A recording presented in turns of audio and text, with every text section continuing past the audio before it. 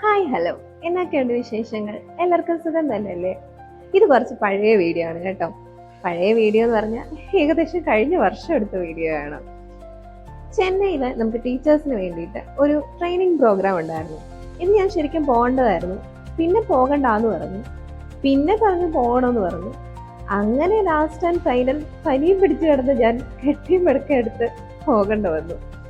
ഇവരെല്ലാവരും നേരത്തെ അവിടെ പോയി ഹാജരായി. സത്യത്തിൽ ഇവിടെ കുട്ടികൾക്കും നമുക്ക് ട്രെയിനിങ് ഉണ്ട്, ടീച്ചേഴ്സിന് മാത്രമല്ല. നമ്മൾ 10th സ്റ്റുഡൻസിനെയും കൂടെ കൂട്ടിക്കൊണ്ടാണ് ഈ ട്രെയിനിങ്ങിന് വന്നത്.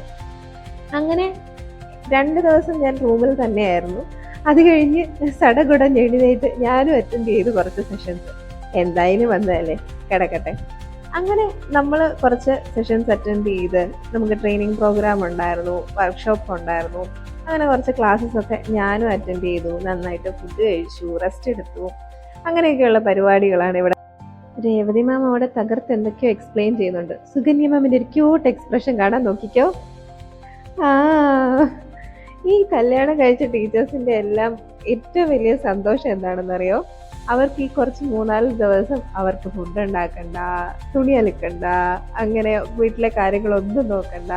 കുറച്ച് ദിവസം ഫ്രീ ആയിട്ട് ക്ലാസ് ഒക്കെ അറ്റൻഡ് ചെയ്ത് ഫുഡ് കഴിച്ച് നടക്കായിരുന്നു.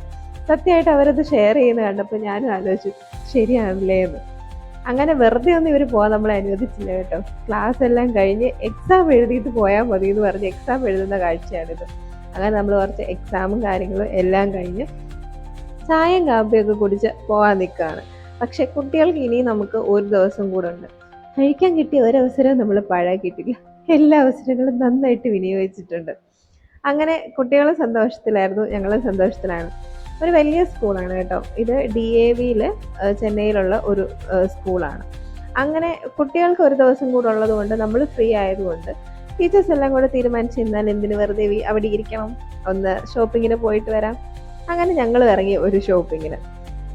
കുറച്ച് കാര്യങ്ങളൊക്കെ അവിടെ നിന്ന് സെലക്ട് ചെയ്തൊക്കെ എടുത്ത് നമ്മൾ അവിടെ നിന്ന് ഇറങ്ങി. ഇനി അവിടെ ചെന്നിട്ട് തിരിച്ച് സ്കൂളിൽ ചെന്നിട്ട് വേണം കുട്ടികളെ വിളിച്ചിറങ്ങാൻ.